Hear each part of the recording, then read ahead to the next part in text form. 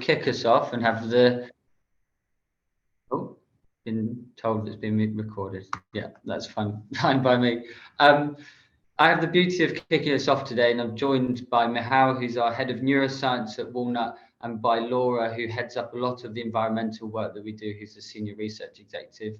I'm Nick, I'm an associate director here and have been working on this project the whole way through, and just want to say it's been a really interesting one to work on, and one that we've been super proud and pleased with. So today we're going to talk you through unleashing the power of neuro and behavioural science to safeguard and restore peatlands. And I think the work we're going to do within this and the insights should be really useful for everyone on the call, but I also think they go almost beyond peatlands. We've got some really interesting learnings from a messaging point of view, and also some different steps, and at the end we're going to take you through a short guide of things that we can do. So hopefully you enjoy the journey. Please do put any interesting questions in the Q&A and we'll try answer what we can at the end. So to kick us off, as we know, and as Tierney almost alluded to, the awareness and familiarity and attitudes towards peatlands have been poor, and we know that the communication side of it has been a difficulty. Peatlands are often perceived in quite a negative way. We have some quite dark and scary images here, especially the one top right, and I think you could probably recognize a few of these from typical films you might have seen, or even documentaries, where peatlands are obviously or ordinarily portrayed in quite a negative light, and it means that the communication of them can be difficult. So part of the job that we've got within this is changing perceptions. So what we need to do is we need to try change the perception of peatlands and try bring to life some of the more things that are going to get people on board, some of the things that are going to start changing behaviour, some of the things that are going to impact people's actions. So what we've done with this research project, as we'll go into, is a study that helps us understand that, and let's just try paint this different picture and try get people more on board with the communication side of it.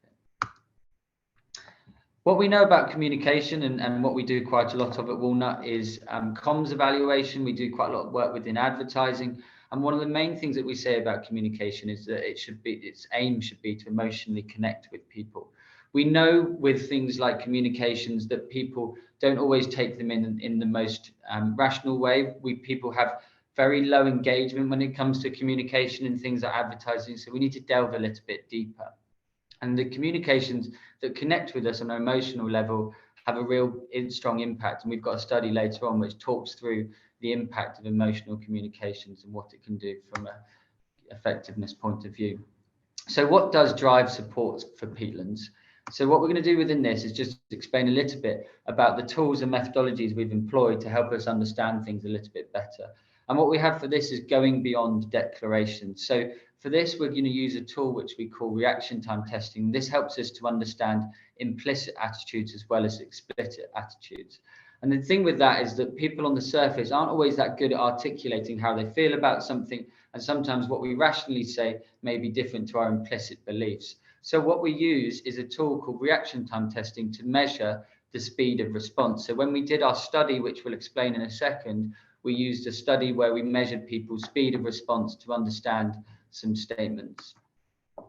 As you can see on here, we have a short example of this. So what we've got on the left-hand side is we're talking about looking at the explicit pictures and scores. So on the right-hand side, you have a statement that we asked. So when we conducted our study, and we had a whole host of different statements, which Laura is going to take you through in a second, is we asked people, would it make you take more care, or would it make you create action off the back of seeing peatlands? So what we have is people answering yes or no. And if we just looked at the explicit response, the total amount of people that said yes, we might get two quite similar scores between two groups of people. However, once we overlay an implicit response and get an emotional understanding of the scores, we can start to see quite different things. So you can see with that green bar or turquoisey bar that we have down there, you can see that we've got the strength of the association is slightly different between the two, or majorly different, you'd probably say. So what we're going to do when we look at our results is we're going to focus on the explicit results on the top, so the total number of people that have agreed with this particular statement. And then also we're going to look at their implicit response. So the people that have said that agreed with a fast reaction time, as we'd say that there's strong emotional conviction behind their response. Just to give you a little bit more background and set this up, so to set the scene before we get into some more of the study and give you the insights, we use a benchmarking system when looking at our results. So what we're going to do is we'll often focus on those fast yes results or the implicit results I was just mentioning. And what we have for those is these benchmarks. So we've got, if a score goes above 50% on an implicit level, then we'd say that's a very strong score and there's really high emotional certainty behind it. Whereas the score, if the score is in between 40 and 50, we'd say that's just a strong score, and anything between 20 and 40 is moderate, and anything below 20 is weak. So when we go through the results, you probably see some of these benchmarks, and as we explain the study that we did, you'll be able to use these as almost a reference point to understand the emotional conviction behind the responses.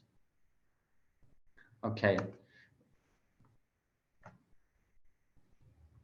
Oh, you're on mute, Laura. The classic. Sorry. So looking at our sample of who we spoke to over 400 people. And as Tierney mentioned, we spoke to people in Finland and Germany, and that was due to the different coverage of peatlands and the ecological condition that peatlands are in. All of our respondents had to be concerned about climate change in order to enter our survey, but within that we spoke to a nationally representative sample. So upon entering our survey, 9 in 10 of respondents were aware of peatlands, but we wanted to bring respondents up to the same baseline knowledge about peatlands, so we ensured respondents went through a priming task. So what would truly motivate people to support peatlands? So through an immersive and creative workshop that we at Walnut ran with Climate Catalyst, we developed overarching themes with the highest potential to drive support of peatlands. And you can see in the colourful bubbles, these were the key themes that we came up with across the session. And within these themes, we have sub-themes. So for example, our key theme was climate change adaptation. And within this, we've got themes about how peatlands reduced flood, drought, and wildfire. So across these 6 themes, we came up with 6 statements to represent each theme, and we came up with 36 statements, of which our respondents saw. Okay, and before we will talk about the results, I want to make one more comment. So first of all, as Laura pointed out, and Tierney as well, our testing covered Germany and Finland, 2 vastly different countries. Yet upon analyzing the results, we have seen a lot of similarities, particularly regarding top emotional drivers. And it wasn't surprising, this discovery, because we are all humans, and on emotional level we share certain principles and we resonate with certain elements. This is why we are eager to share the bigger picture first, and we believe it will be beneficial for this audience. So it means we won't be talking about Germany and Finland separately. We will be talking from a total sample perspective. So let's start with the wider perspective first and see what truly motivates us. So that would be the first thing to explore, which themes are the most motivating.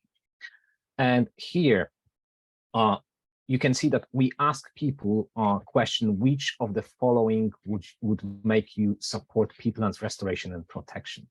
And we tested this against all the statements Laura mentioned.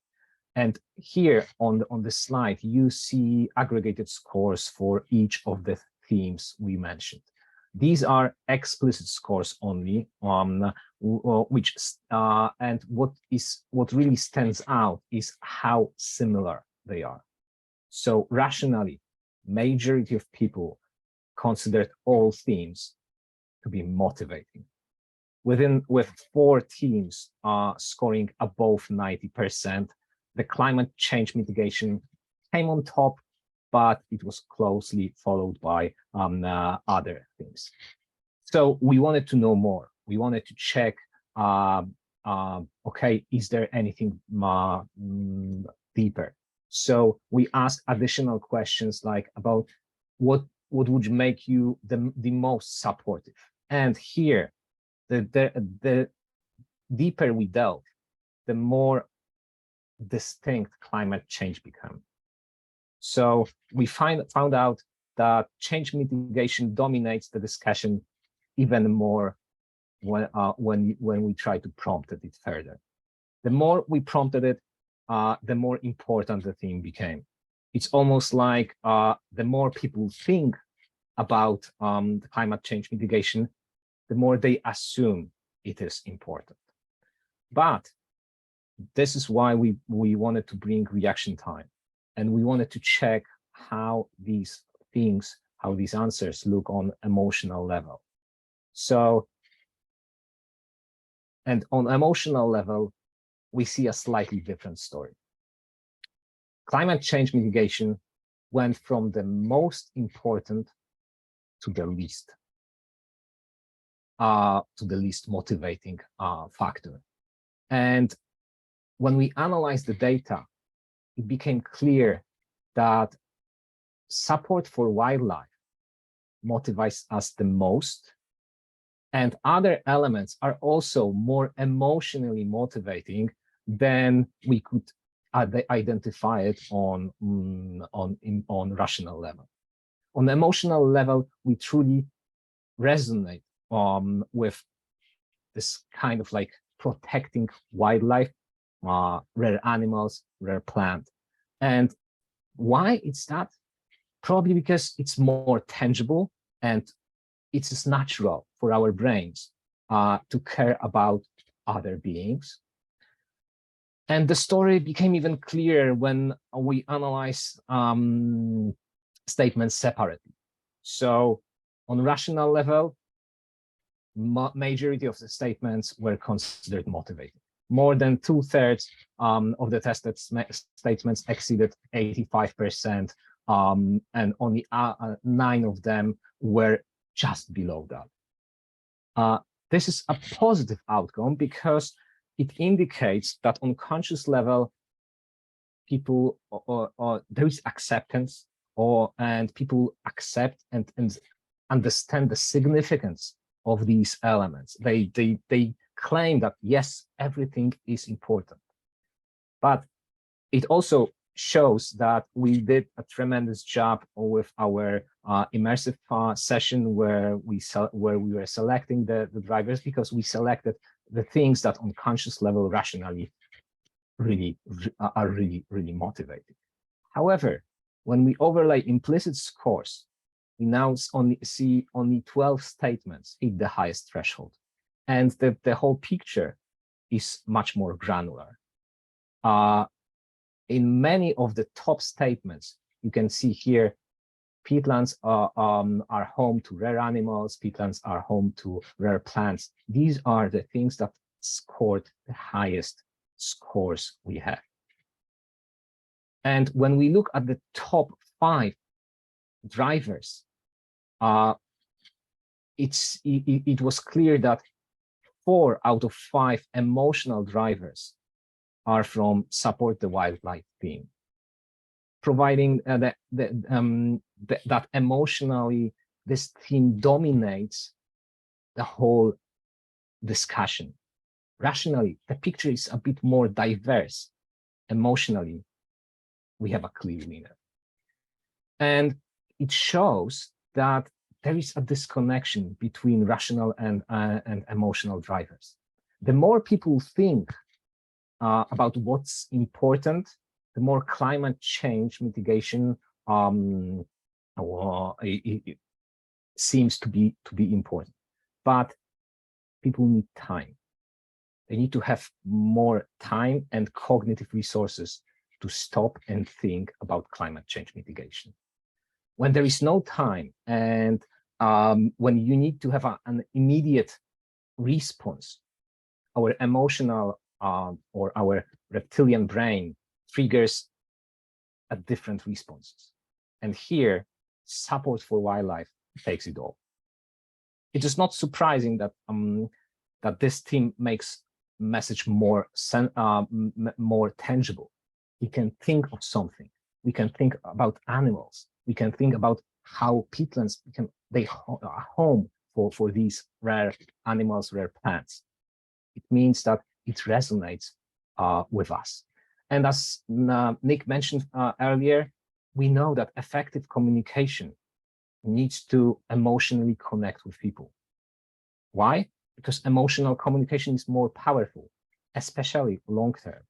Practitioners, and it has been tested, and practitioners, the studies show that emotional communication is more powerful than rational messages, especially over long-term, especially for messages that involve emotional load, and emotive campaigns that rely on emotional appeal rather than on information and persuasion tend to be more successful.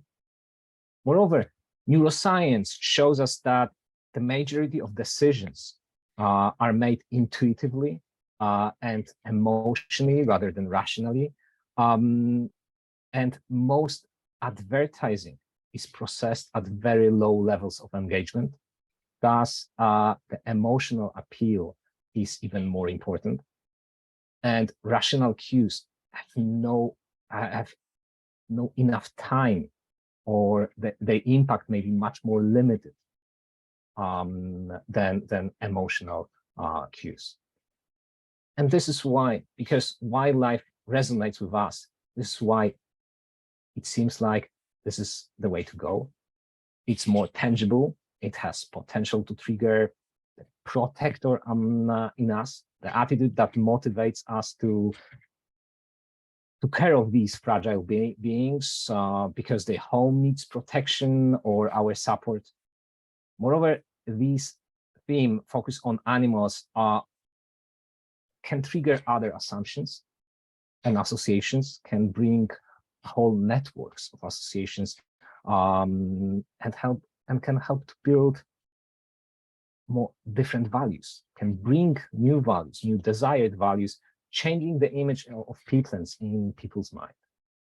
Conscious knowledge comes afterwards, as it requires more cognitive processing and more time. What does it mean? It means that we need to treat communication as a journey. All messages we have tested can be motivating and appreciated when used at a proper stage. But initially, it is crucial to understand when to use which of those. The world of communication is a cruel place. It's a cruel place where every message fights for attention, and we have only a few seconds to grab attention and start to forge emotional bonds.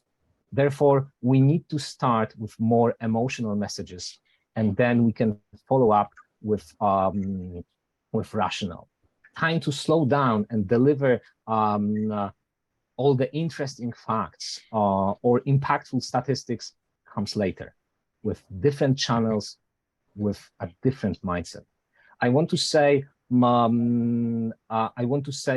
let's talk about this journey. But before we can do it, we need to acknowledge two additional aspects first. So we're going to be talking next about language and localization. So first up, language. How do we talk effectively to your audience? Is it through positive motivation, or is it through negative statements which may scare your audience into action and supporting peatlands?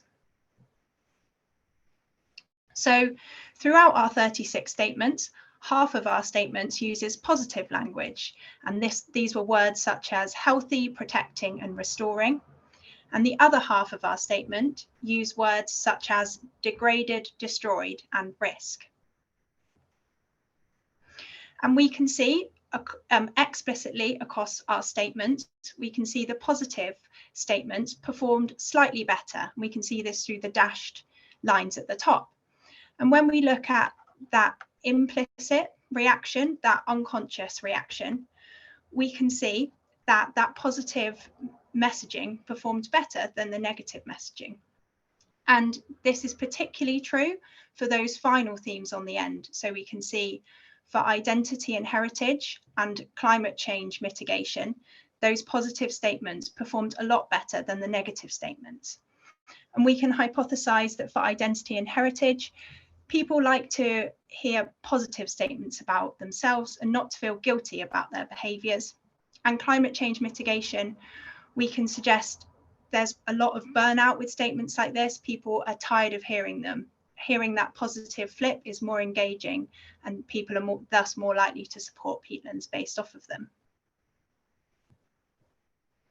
So overall, keeping a positive tone and a focus on solutions is more effective when encouraging support for peatlands, and we can see this across all our themes and both explicitly and implicitly. So looking at our key differences across Germany and Finland, Mikhail's already pointed out that across our top drivers implicitly and explicitly, we don't see a big difference, but this can be useful when adding in some cultural statements as supporting statements. So rationally, the biggest differences are in Germany, we can see that rural economies and water supply is the most important.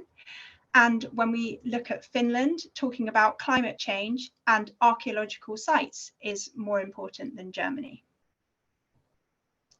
And when we look at the emotional differences, we see the biggest differences are within Germany, talking about water supplies and carbon emissions is more important. But flipping it around and looking at Finland, we can see talking about wildfires, drought, and food security is more important. So knowing these cultural differences will be important when making your communications more precise and more culturally relevant to your audiences. Okay, so going back to our journey, these aspects will also help us to shape our journey and allow us to create more effective communication. Every journey needs to start somewhere, and every journey starts with the first step. So let's talk about the first step. Catching attention and stimulating emotions is something that we need to do early, and we need to use something that resonates emotionally to do it effectively. Our first step is to emphasize the fact that we need to catch attention. We need to stimulate emotions, and we need to start with the drivers that are snappy, punchy, and quick at delivering these emotional values. How we know it? We show you our reaction time scores that indicated that support for wildlife is the right choice. Peatlands are home for rare animals. Peatlands are home for rare plants. These are the things that resonate with us. Peatlands they make peatlands closer to people, adds a human touch, help us to reach the audience effectively. And this will help to build not only awareness, it will also create relevancy and emotional bond. And we believe that this is exactly what peatland needs. And people need something tangible, something to care about. People love animals and are immediately attracted to them. Animals can build this attachment. And thinking about peatlands with animals in mind will create a different mindset, different picture in our minds. Talking about peatlands in more generic terms won't work or won't work as well. And also the language we use is key. Positive language, talking about home, about rare animals. And we would love to see more things like, when you go to websites like WWF or Greenpeace, no matter what topic they are touching, there are some cute animals there. No matter if they are talking about plastic pollution, or even if they are asking you to join as a member. These animals are there to create a certain bond and emotional response. When we go to more to the organization and the websites that talk about peatlands, we see a lot of great information, a lot of facts, and everything is there. Everything what is there is important, but these things are not grabbing our attention as strongly. These things are not building this emotional bond as effectively as wildlife. This is why we think that it is a start of a journey. Everything what is there is important, but we need to just prepare ourselves to start the journey in a different point and take our audience to the journey with us. And it is even more important talking about peatlands and finding, because like all other like ecosystems, forests, oceans have this kind of emotional bond with the animals. It's crucial to find the ones that will be relevant for peatlands and can resonate with your audience. And then we move to a step 2. Once we covered the basics and covered the emotional side of our communication, it is time to make the message more relevant. And here is where you can use the cultural differences Laura mentioned. Germany is more about water supply and quality. Finland is more about protecting us from drought. These things can be used as spices. We need to use them consciously and purposefully. But regarding certain topics, certain countries, certain audiences will have a higher resonance. And this is what we can use as a secondary factors, as things that once we cover emotional, once we grab the attention and started to forge the emotional bonds, this is how we can use these specific elements to make things more relevant, to make things more distinct, and believe that they are more unique and we understand them. And last step is about developing audience knowledge. On this step, this is the moment when we can slow down. This is the moment when we think about aspects that are more appreciated on conscious level. We are now thinking about elements that could be implemented on websites, not to capture attention or not to forge emotional bonds, but to provide additional knowledge, to spark curiosity, to guide the audience, and to maintain the attention or maintain the interest by providing impactful statistics, interesting facts. We see that people respond really well and show interest in more complex information. But the more complex information requires more time for us to digest it, to delve into it, to apprehend and understand the gravity of this kind of information. It cannot be done within a first few seconds of communication. It cannot be done when I am just browsing and scrolling through my social feed or watching YouTube videos, funny YouTube videos. It requires a different channel, a different approach. And this is when we can try expand the knowledge. Furthermore, these messages can also support other messages and expand the portfolio we can use. And if we make things easy for our audience to connect the dots between different pieces of knowledge, this is where the sweet spot lies. How we know it? We have seen that climate change mitigation dominates the rational responses, but failed to reach audience emotionally. Does it mean we need to discard it? Not at all. Highly rational scores suggest that there is a high acceptance. that there is a gravity to the topic once it is understood. People just need time to digest it. Wow, forests are the most important thing in the fight against climate change. Or wow, peatlands store more carbon than world's forests. That cannot be true. These are things that put doubt in our head, but they are fascinating. If we can explore them and understand, yes, that's true, this is exactly the response we expect. But we won't get it from YouTube videos, from social feed. We need something where people will be eager to spend more time and understand them a bit more. And last but not least, this is the keep a positive tone finding. This is more a general principle rather than a next step. Keeping positive tone is key. Problems are negative, solutions are positive. And it is not uncommon for communication that to tell us that, hey, we need to show consequences, especially for charities and things like that. That's not how it works. Our brain refuses to talk and to work with this. We prefer to feel positive. We do not want to be induced with negativity. And we quite often shut off ourselves from this negative communication. How we know it? Again, we've seen this within the data.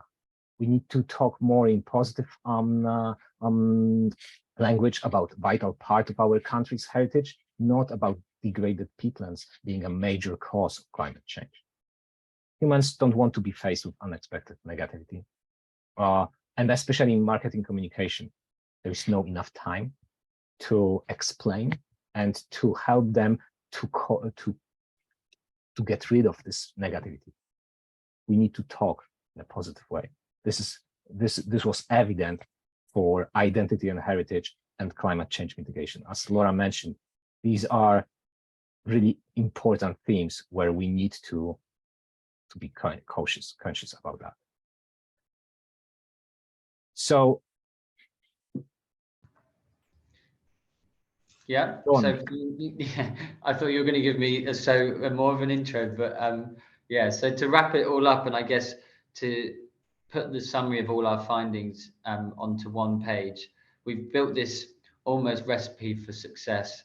So we have across the top there the 4 key steps, and then along the bottom what we believe that needs to be done from our experience in working within communication. So if I go through the top steps, is essentially what Michał just touched on, but and I guess this is really interesting to think about when we had that the set of images at the start where we had this negative perception of peatlands, and what we need to do now to almost build a different perception and to get people to take action.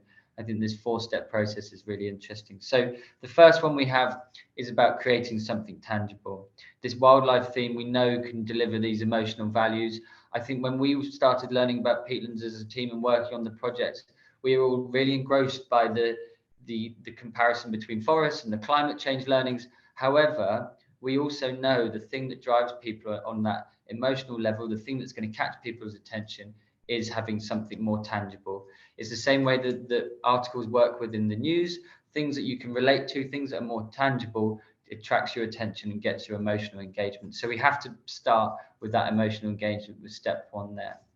Then, of course, once you've started to get a little bit more buy-in, people obviously want messages that are tailored for them. We've talked a little bit about how things can be relevant. And as you can see in here, we did start to see some differences between the markets. So between Germany and Finland there, as the team have touched on, we started to see slightly different things. And to really engage someone, once you've caught their attention, having a piece of information that's tailored and relevant for them is a really good way to kind of take them on this process.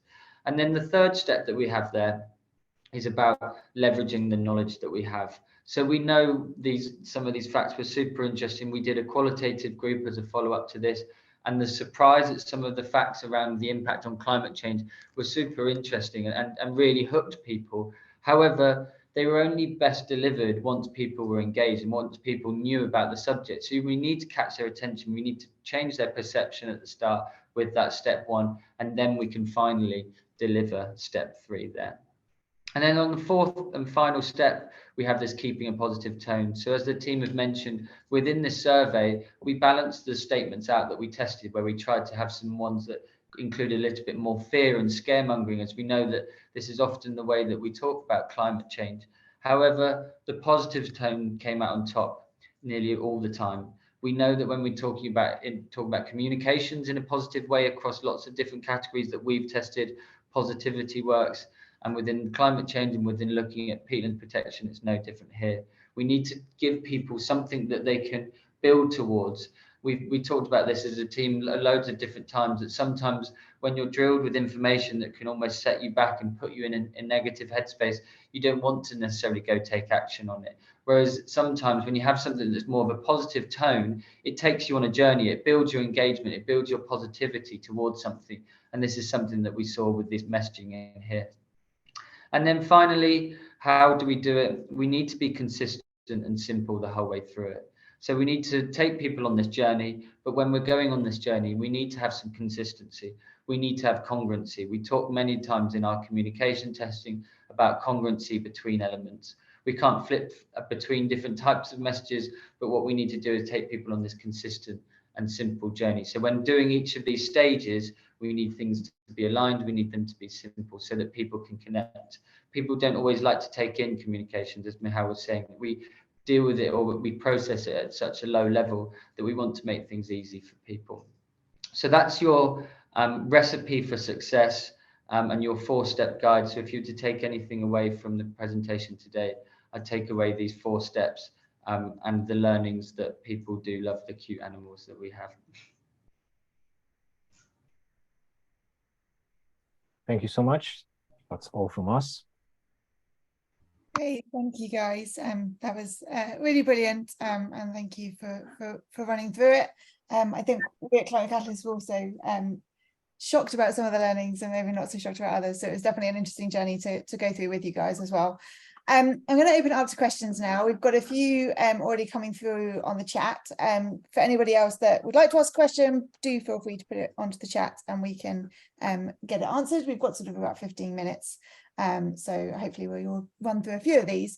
So firstly, someone just asked around how we qualified the point around the beginning around concerned about climate change, as in how we kind of fed through the right people into the survey. I wondered if one of you could maybe talk a little bit about how we kind of set that up and picked that group of people, and also anything around kind of the priming that we gave them. Yeah, so as part of our screening process, we asked respondents, how concerned are you about climate change? And we had 5 options, and those who selected they were very concerned or quite concerned continued through the survey. And I can tell you a little bit more about the priming as well. So as we said previously, we wanted to bring everyone up to the same level of knowledge. So we educated respondents on what peatlands are and whereabouts they are within their country, so Finland or Germany. And we explained what peatlands look like when they're in a good and a bad ecological condition. And we explained this in terms of storing or releasing CO2 and the effect on water quality and wildlife. And we showed respondents that about degraded peatlands, but also how these can be restored. Great, thanks, Laura. And we have another question here around were there any differences that you noticed between any rural versus urban perspectives? I don't know if this is something that you looked at as part of the survey, but I know it maybe came out a little bit in the focus group as well. Yep, so within the survey, it was like we focused on the national representative sample, and we can expect that there are some differences between the rural and urban perspectives, but we haven't delved deep enough into this to give you any meaningful outcome. And we've got another question around, do you think that this messaging guidance is evergreen, or is this something that we would want to kind of keep coming back to and looking at again as people's kind of perceptions maybe change? I think that's a very good question, and I believe to some extent, yes, it will be evergreen because it touches our emotional side. Of course, it is possible that we will expect some kind of wear-out effect where, you know, everyone is talking about the same thing. It becomes not distinct enough. It becomes like more a background noise rather than the main message. So I would say that to some extent, yes, but it would we would need to monitor and consciously attend and track the attitudes, because I believe also that with the growing knowledge about peatlands, that different aspects may become more important and more emotionally resonate. What we have right now, it seems like we are at the beginning of this journey, where we need almost something like very simple, very basic to grab attention and switch people and switch on people and let them to feel something positive about peatlands. That's where we are. But in few years, once this is covered, maybe we will need something else. Yeah, and it's an interesting point you said at the start about some of the learnings are almost some quite basic principles about engaging people as well. So there are elements that are definitely evergreen within it in terms of driving people from an emotional sense. What we know about communications is almost catching people's attention with something emotional and then giving them information, like things are a little bit more in depth once you've almost got their buy-in. But yeah, as Michał says, hopefully perceptions and knowledge around peatlands will change in a few years, and the tactics for them can be slightly different as well. Great, thank you. We've got another question here around, you know, the fact that we use the term wildlife throughout, and we use wildlife, but a lot of what we've discussed is actually being animals. We've mentioned plants a little bit, but it's mainly been focused around animals. Do you think that it's easy to assume that people will respond better to animals than potentially plants? I know we had the two different statements in the study. I wonder if you could, I think both came out quite high, but I wonder if you could kind of talk to that a little bit. And are there kind of other wildlife images that we could use as well as animals? I think that you are right.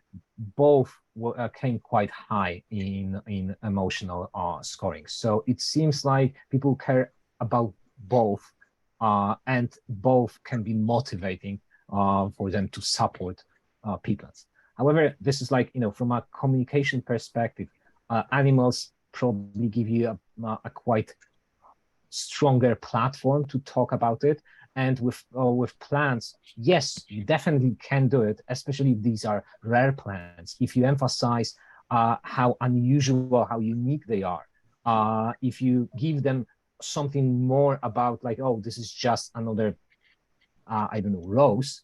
But if you create more or an impression that this is another being or this is unique, and if we won't protect peatlands, it won't be there anymore. So yes, plants will also have a potential and can be powerful in terms of motivating people. And I think the point you were making about plants is really interesting from something we talk about. The rare plants is almost like an extinction thing. We have this is a natural, almost human tendency for not wanting something to be extinct. So the idea of having something rare really resonates, and it's the same way that we talked about that those statements were really both quite high. So there is a role to play, I think, within that.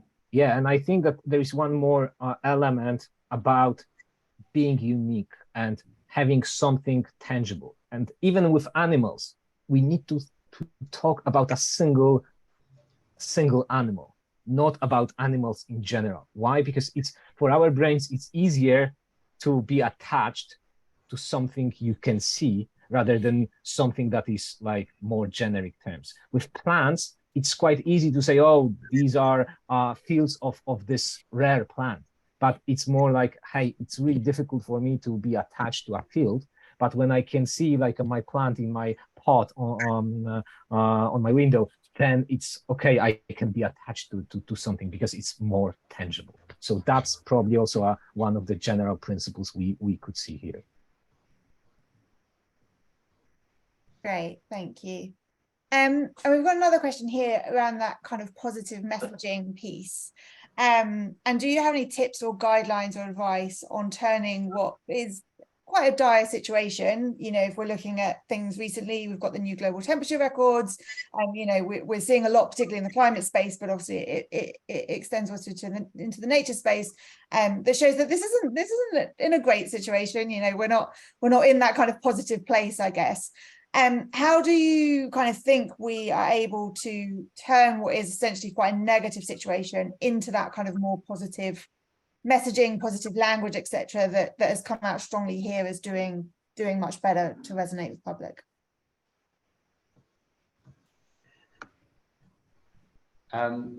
Yeah, do you want me to go, Mahal, or do you want... Yeah, go on. Okay, well, it's definitely a difficult question, especially when you have news such as that.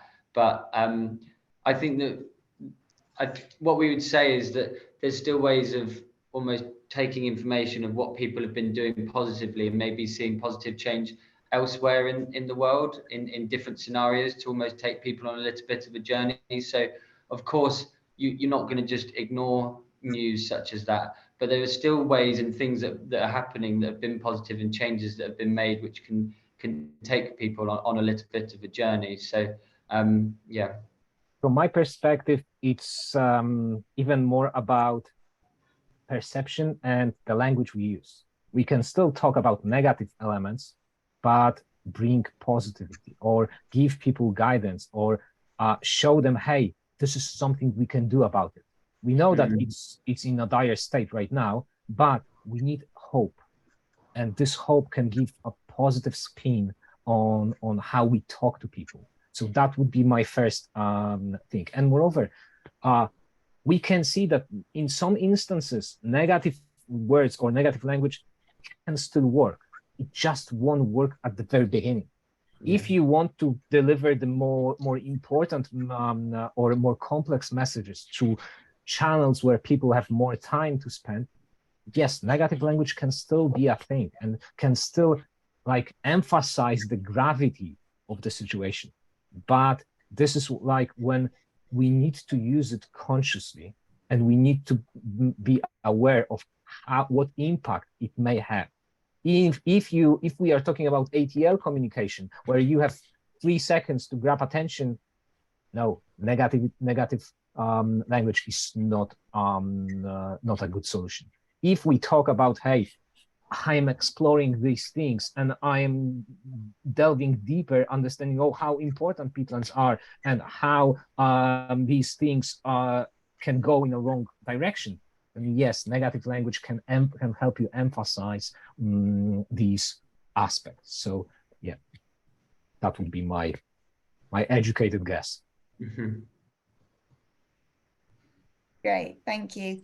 And I think we probably have time for one more question, but what we will also do is dig into the unanswered questions and see if we can maybe respond afterwards in written form. But just for the final question, what were you most surprised by from the study, each individually? What was kind of the learning that stood out most for each of you?